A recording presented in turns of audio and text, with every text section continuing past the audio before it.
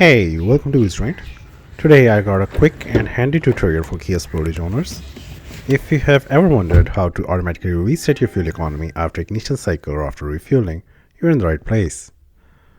First, turn on the ignition or start the engine. Now locate the menu button on the right side of the steering wheel. Give it a press and the main menu will appear on the instrument cluster screen.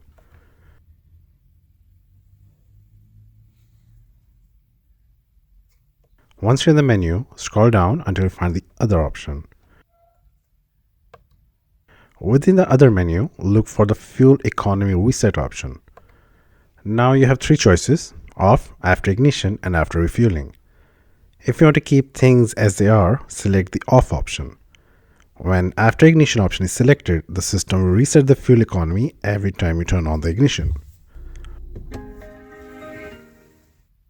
When after refueling option is selected, the system resets the fuel economy every time you fill up the tank. If you found this video helpful, don't forget to give it a thumbs up. Also, subscribe to Wheels for more helpful tips and tutorials. If you have any questions, drop them in the comments below.